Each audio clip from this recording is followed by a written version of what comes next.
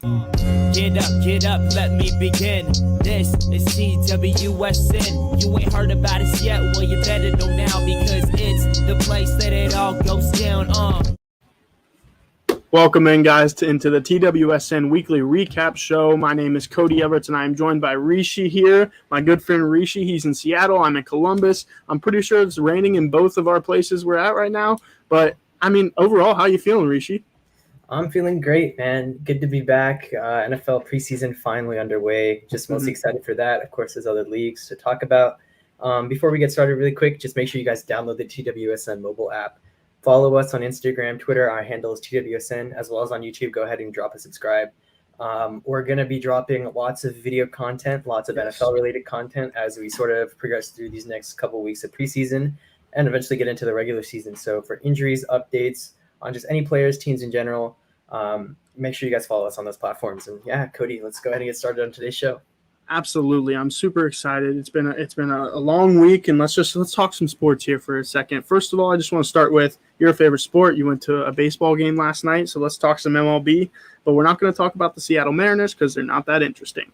So what we're going to talk about is the thing that's all MLB fans are talking about right now, and that is the Field of Dreams game that happened just last night, Yankees against the White Sox.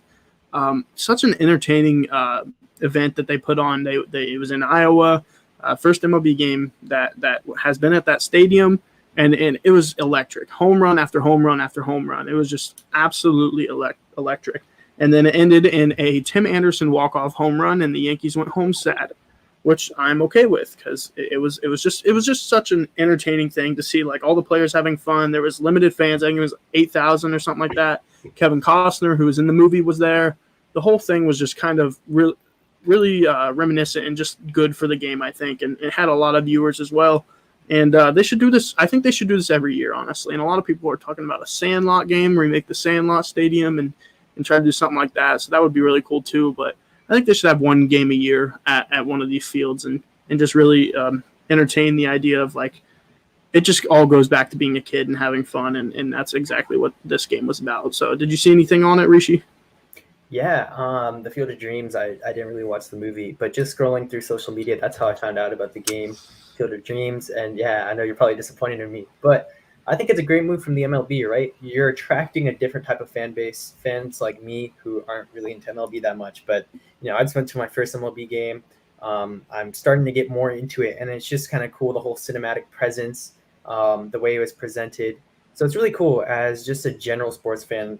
I'm sure there's lots of people who aren't really into baseball. They see it's kind of boring, but it's just cool little things that the MLB is starting to add. Of course, Shohei Ohtani is advertising the league in a great, great way. But yeah, it's certainly cool. So I didn't really watch it too much. I did see the walk-off home run. So yeah, it's definitely cool. Yeah, no, I'm glad you at least noticed that. Just a lot of fun things going on in the MLB right now. Young, exciting players. One of those players goes down with injury, and that is Fernando Tatis Jr., as a lot of people know. Young, talented, electric, lighting up the league with his bat this year. Not so much defense, and something that the Padres are entertaining now is he's injured that shoulder a couple times playing shortstop, sliding, just making athletic plays, and now they're talking about the idea of moving him to the outfield. And honestly, that's all I really know about it so far. But I think that should be brought up because it could be one of the biggest moves by one of the biggest stars in a while. And it's just going to be interesting to see if he does move to the outfield, how well he does out there. I mean, in my eyes, I can't see it as of now. But it makes sense if they want to do that. But also, I don't see how.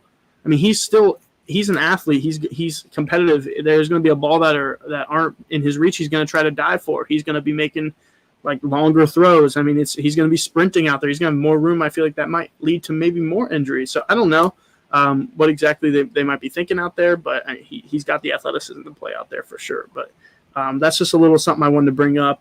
And something I want to touch on is Joey Votto still bangs is a great thing to talk about right now. He's 37 years old, and I think it's 15 or 16 home runs in the 21-22 game span. And he's on fire right now, and it's just fun to watch. And if you enjoy watching older players just continue to adapt to the game, go watch Joey Votto hits. So that's something else I wanted to point out.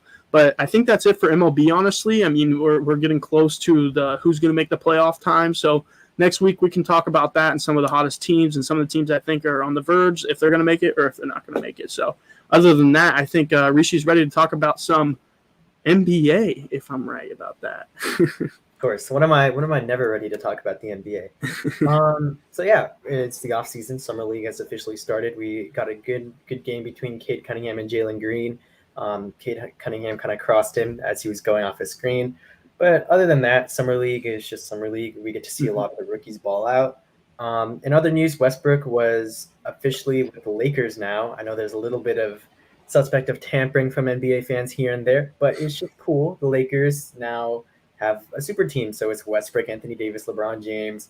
And now I hear that they're having interest in Isaiah Thomas, which is also super cool. He dropped 81 in the Drew League game. So it's just cool, right? A lot of awesome news from the NBA. Lonzo Ball is officially with the Bulls. The Bulls are looking pretty strong.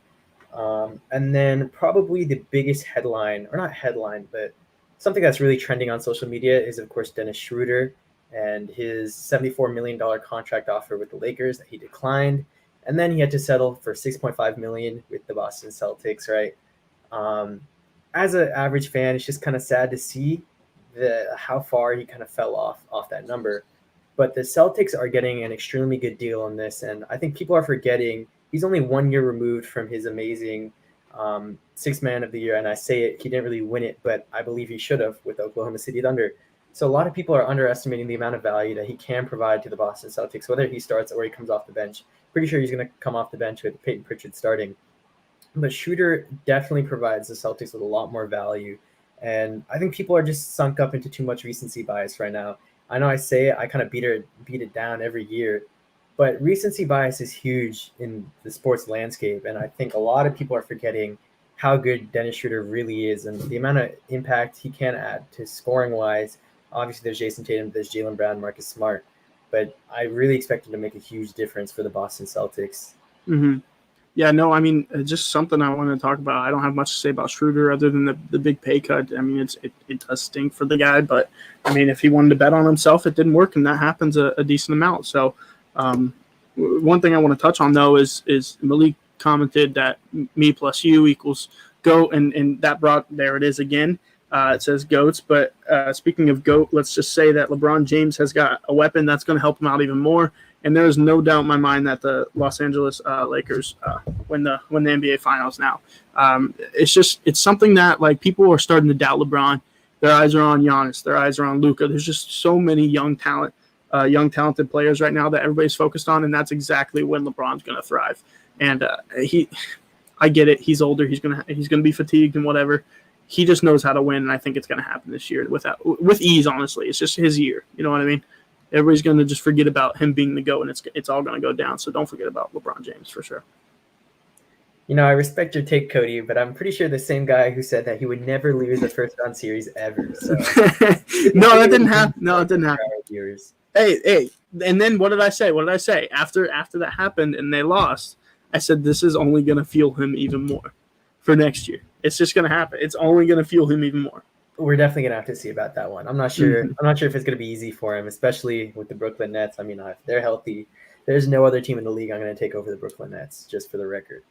But in other news, that's pretty much all we have going for the NBA. Yeah. So I guess we could sort of transition into the NFL. Right? The main talk of Twitter, Instagram, all sports fans are getting hyped up for the NFL season. Regular season is slated to start in about 3 or 4 weeks. Mm-hmm. Regular season started yesterday. Of course, the Patriots faced off. Mac Jones got a decent amount of reps. I think he played about 2 full quarters. What are your thoughts on this, Cody? What did you think about Mac Jones's play? So Mac Jones, I mean, obviously, like you said, got so much hype, but for me, I'm gonna say it. It's preseason. I mean, we just need to calm down a little bit. He looked very good. I mean, he surprised me a little bit. I'm one of the Mac Jones guys who was just down on him. I didn't like the idea of him going in the first round, but if a team was ready to take a shot on them, it would have been the Patriots, and that makes the most sense to me. And he did surprise me a little bit last night. But again, it's the preseason. There's not as much pressure, and there's not as much talent on the field. The throw was great. It was still incomplete. I've never seen people so happy about an incomplete pass. But I will say the positive thinking is fine. Let's just not overhype him. Okay, he's not Tom Brady. Not yet, at least. Yeah, I 100% agree, right? These narratives that he's the next Tom Brady, they sound cool in theory, but he's got a Long time. long road ahead of him. So one thing that I noticed in watching him just in general was that he was not getting pressured at all. A lot of his throws, he really had extremely set stone feet, which Mm-hmm. is something that really brings a lot of issues to quarterbacks early in their career. I know I saw it a lot with Dak Prescott, which is where he had that huge the hip workout that he had before game that became into a national meme. But that's something that I think he's going to have to work on with his foot mobility. We see a lot of great quarterbacks. Of course, Tom Brady was good with it. Aaron Rodgers, Russell Wilson, Patrick Mahomes. They're always chopping up their feet, even without pressure. It helps a lot with your release and timing of the ball with your wide receiver routes. So I think that's something he's going to have to work on. Other than that, I think yesterday was a cool game, but I didn't really learn anything new about Mac Jones. Not really. Maybe he passed a little bit of my expectations, but my expectations weren't so high, and there's not that much he can do in a preseason game to completely change my mind. Again, I think recency bias is being extremely huge. I'm seeing a lot of people put out statements on Twitter that are like, "Oh, I called Mac Jones going to be a superstar in the NFL." I'm like, he threw 4 or 5 checkdowns, and I think, it's getting a little bit irrational, and I don't want to project myself as a Mac Jones hater.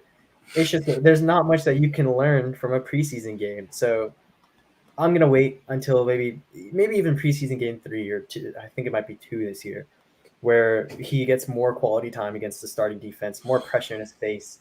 And when Chase Young and other players of his caliber actually chase him down. Other than that, Mac Jones has been cool. Justin Fields, the other rookie quarterback, is getting ready to play tomorrow against the Dolphins defense. Coach Matt Nagy said he could play well into the fourth quarter, so I'd expect a lot of Justin Fields. I know personally, I'm the biggest Justin Fields fan out of all the other quarterbacks in that draft class. I love him the most, so definitely excited for that in the NFL. But yeah, other than that, preseason getting started, definitely follow us for news on that. Anything training camp related, injuries for players. Yeah. But yeah, that's pretty much it. You want to add anything else to that, Kevin? I want to add a little bit to the NFL section here. I just want to say something about Najee Harris. A player rookie. We've been talking about rookies, so I just want to bring up him a little bit, just because the Steelers are talking about him being a workhorse. It's time for him to take over. He's going to have a similar role, in my opinion, to Le'Veon Bell when he was there as that workhorse, and I think he's just as talented, honestly, as a running back. So I'm really, really excited to see what he can do for the Steelers. Obviously, there's questions on that offensive line and just the offense as a whole. So let's see what happens. But I think Najee Harris is just, he's going to explode this season for the Steelers. So I'm just excited to watch a good player play.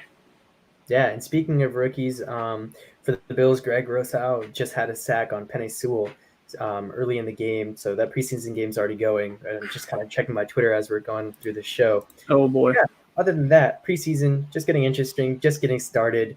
Make sure you're not jumping over to any conclusions. Of course, once the regular season starts, it's really rare that you see preseason talent translate directly over the regular season in the same season. So yeah, just have fun with it. Enjoy your team. Make sure you follow us for some good reports and analysis. Yeah. So you ready to do those articles? Yeah, for sure. Let's go ahead and get started with that. All right. So first of all, I want to bring up mine real quick, just because it was kind of on topic.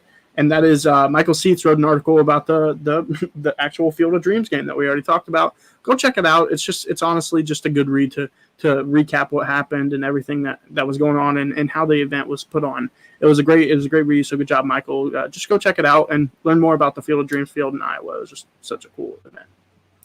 For sure, yeah. I was actually reading that because I'm not into baseball that much, but I learned a lot through that article. And for the article that I'm actually going to be featuring, it's a bit old. I think it's about 2 or 3 weeks old, but nonetheless, it's a great one from Matt Levine. It's actually titled "Breaking Down the Mental Health Issue in Sports." It kind of goes hand in hand with what we saw with Simone Biles in the Olympics. I think it's really important to acknowledge how important mental health is in the sports industry and how much of a factor it plays. Of course, it's easy for us as fans to just be like, oh, that player right there just looks like he's terrible today. Like, why is he terrible? But at the end of the day, you kind of just have to realize that these are humans, that they have to take care of themselves, their mental health, and just their overall mindset. Their life, it may contain a large amount of sports, but believe it or not, they have another life. They've got family members. They've got other things to take care of. So I think Matt did a great job of just highlighting this. We saw it with, DeMar DeRozan, Kevin Love, Richard Sherman, Serena Williams, just a lot of these star athletes who kind of seem invincible, and we kind of point to them as godlike, right? These are humans. They have real struggles just like us. So just acknowledge that as fans.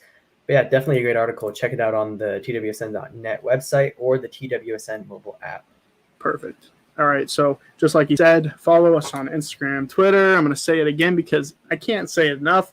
Download the app and subscribe to our YouTube channel. You got anything else for us, Rishi? Not really. Just go out there, go enjoy the early preseason games. Right, we got Thursday, Friday, Saturday, Sunday, full of games. So just go ahead and enjoy it. The greatest time of the year is upon us, guys. So thank you for watching. Yep, it's been a great one. See you guys next week. See ya.